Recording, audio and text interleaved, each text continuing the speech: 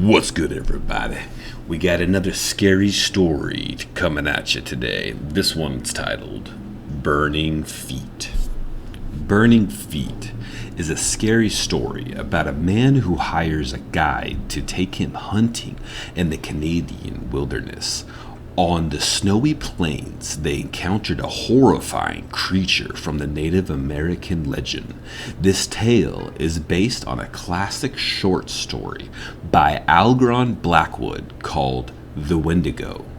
A shorter version of this story has appeared in Scary Stories to Tell in the Dark. There was a wealthy man who loved hunting. He decided to go on a trip to a remote part of northern Canada. It was a forsaken and desolate part of the country, and a few people who ever ventured that far north. Even fewer went there to hunt.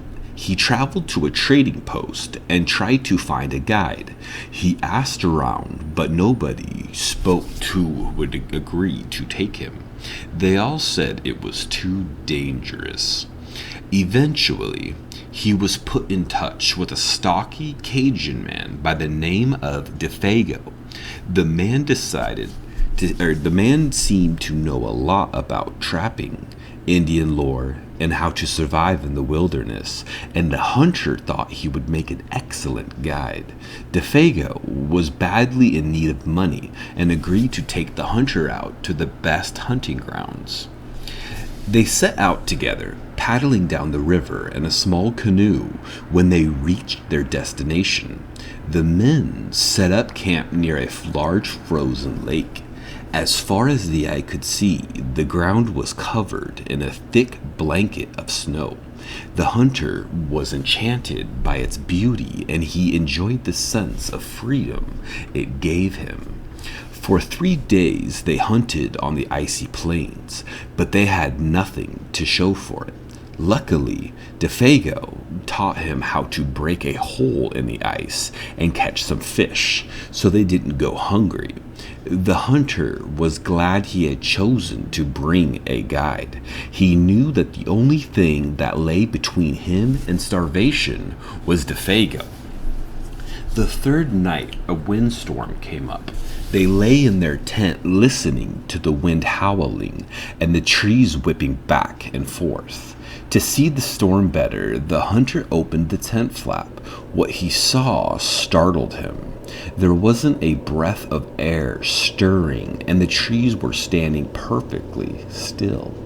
Yet he could hear the wind howling, and the more he listened, the more it sounded as if it were calling DeFago's name. DeFago, it seemed to be calling. DeFago. I must be losing my mind, the hunter thought.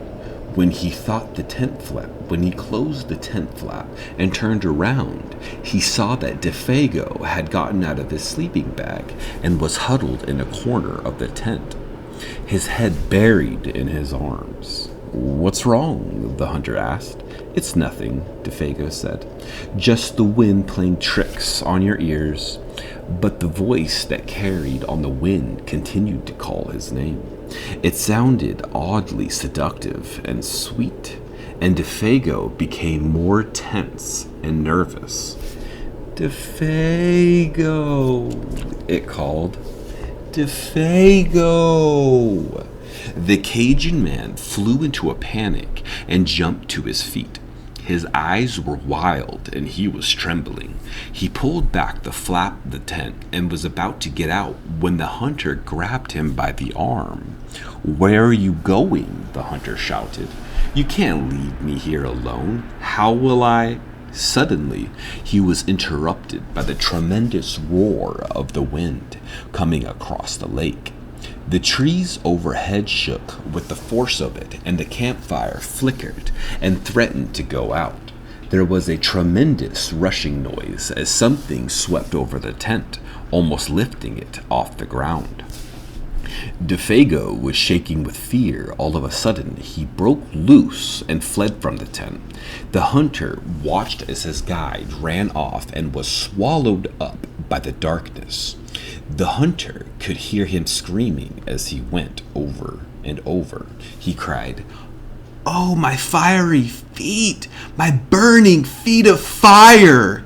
Then the voice faded away into the night, and the wind calmed down again. At the first sign of daylight, the hunter followed Defago's tracks into the snow.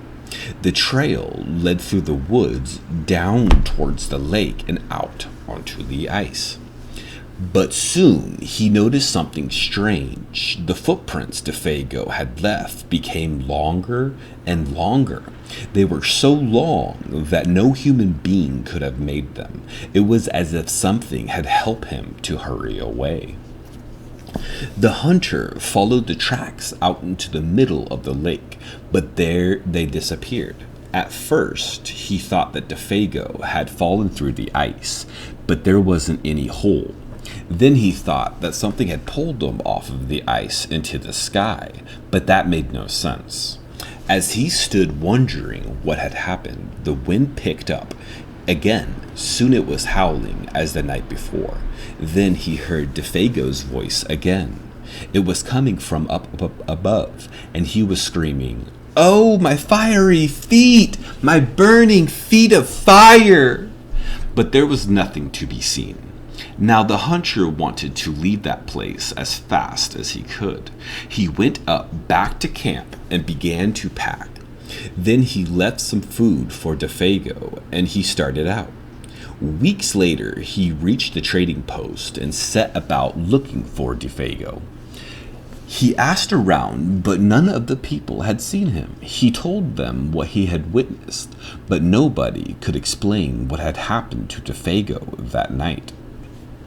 One old man took him aside and whispered, "Could it have been the Wendigo?" "Wendigo?" repeated the hunter. "What's that?" "They say it comes with the wind," said the old man. "It calls your name and tries to trick you. Once it has you in its clutches, it drags you along at great speed until your feet are burned away. Then it drags you some more and burns away more of you than that. They say it carries you into the sky and drops you." That's the story I heard as a child, but it's an old Indian legend. Who knows if it is true? The following year, the hunter went back to the same area. He was buying supplies at the trading post again and asked about his old guide, Defago. Nobody had seen or have heard of him since then. As night fell, the hunter was sitting by the campfire. The darkness brought forth a strange figure of a man. He came and sat far away from the fire, where the light and the shadows mingled. The man had a blanket wrapped around him, and his hood was pulled down so low that his face was hidden in shadow. The hunter watched him for a while and thought there was something familiar about him. "Defago?" he asked. "Is that you?" The stranger didn't answer. "It is you, isn't it, Defago?" No answer. The hunter began to wonder if something was wrong, if the man needed help, but he couldn't see his face. "Are you all right?" he asked. But no answer. "Defago, can you tell me what happened just a little so that I can help you?" From beneath his hood, the stranger muttered something. His voice was so low and breathless. "I seen that great big Wendigo thing," he whispered. The hunter wanted to get a look at Defago. He still wasn't sure if it was really him. He reached out and tugged at the man's hood. The hood fell back and the blanket dropped to the ground. The hunter screamed in horror. There was nothing under the blanket but a pile of ashes.